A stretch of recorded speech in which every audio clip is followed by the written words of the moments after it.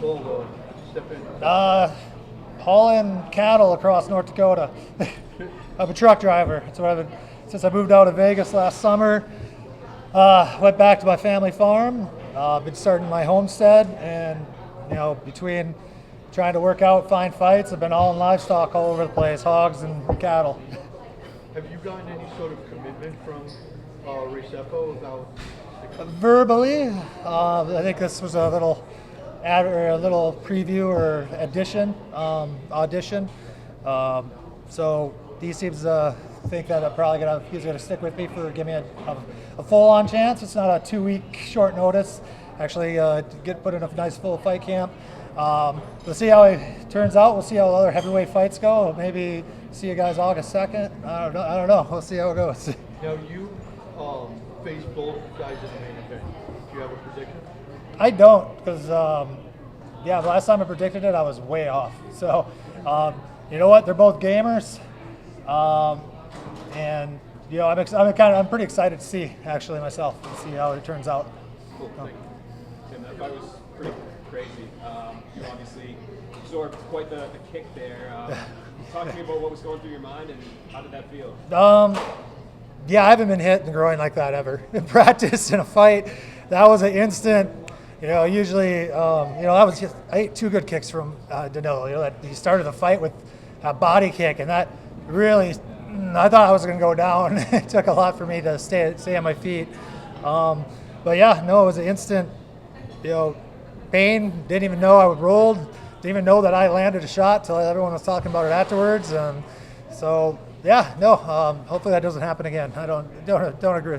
Don't like that.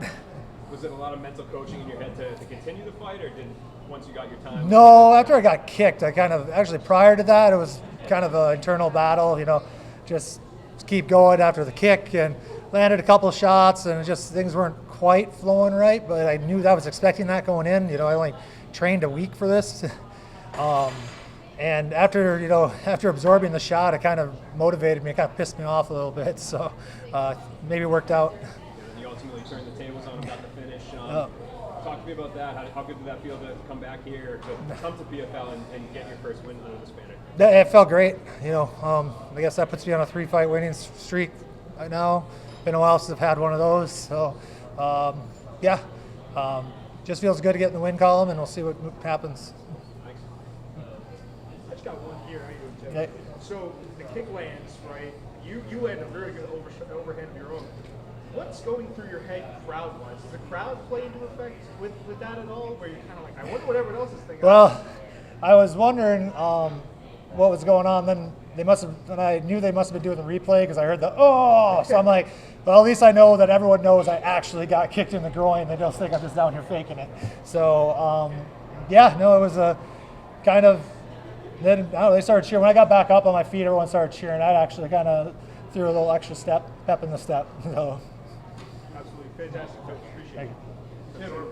So short work today. Yeah. Smart gauge. Yeah. You don't get paid by the hour, but what do you hope for 2024 to look like the rest of the way here? Obviously, would like to have you back in PFL, but hopefully no injuries are too bad, and things line up score-wise, and maybe sneak my way into the tournament. I got to skip half of it, and maybe so don't have to wait till next season to maybe sneak my way into $1 million. Maybe I can do it this year, but hopefully I found a home and able to stay here for give it an actual real try one more time. hope to see you back this year. Tim, the last time you were here in Connecticut was back in 2020. You also recorded a first-round TKO victory. When you got the call, you were told you were coming back to Connecticut. Did you think about some of the times that you fought here before? Yeah, actually the last time I fought was Moldovsky. Yeah, that was for the interim fight. I was happy with that fight, even though I didn't get the win. I was happy with that fight. Mohegan Sun for a lot of Bellator people, it's like a second home. Very familiar to us. Walk in, we know, all the commission and everyone. We can BS around, and it's a very comfortable feeling. And if you do get the PFL contract like you're hoping or presumably got, do you think that you'll put a hiatus to the truck driving? Yeah, we'll see. There's something about wrestling cattle that just makes a person tougher, I think. Yeah, I like it, man. Thank you. when you walked in, you said the nuts are fine, but the wrist hurts. What happened to your wrist? That next, right when we got back on our feet, the next time I kind of came in, was going to do a fake takedown. He was also kicking. He actually kicked my fist and kind of jammed it all up. So we'll see. We'll see. So we'll see how it turns out. So I saw some people on social media saying this. Do you think that's the wildest first round that you've ever been in? Absolutely. Absolutely. A lot of backs and forths, some kicks, some punches, some below the blow shots, and some grounded. Yeah, it was all over the place. So you're 39 years old on a 3-fight winning streak. Is the next step winning that $1 million? I would like to think so, but a lot of, what's glorious about heavyweights is that late 30s, 40 doesn't mean jack crap for us. It really doesn't. You can still look at, the greatest, whatever, Stipe. There's plenty of people in their low 40s, mid 40s that fight throughout, even not maybe being at the top of their profession, but they're able to be fairly dang good yet. So we'll see what the next year or 2 or 3 may bring out. Well said, thank you. Tim, heading into this, obviously you didn't have that first fight, 6 points, first round knockout. Is that going through your head? Are you saying like, hey, I got to get it out early, or are you not just thinking about a win? I was thinking about the 6 points, and then I already talked to him, my coach, a little bit about it. I was like, if I don't get a knockout in that first round, I got to start thinking a little more financially, food on the table for my family, because I wasn't training for a fight. I didn't know how good my gas tank was. So I knew if I didn't get that first round finish, I'd probably have to gut out the rest of a fight. Maybe it would have been a boring fight, I don't know, but double the money is better than half the money. So if my math is correct, you're sitting in third place right now. Yep. Before making, you've got 3 heavyweights that are below you that still left to fight. Yep. If 2 out of 3 of those go to the second round, you're in. I know. I mean, how close are you be watching that? Yeah, definitely pay attention to that. So, Good luck to you. so if 2 out of 3 don't line up, my wrist is good. Don't worry about it. Just one more from me, Tim. I know it's like one of my last, but you mentioned that was the wildest, probably first round you've ever been in.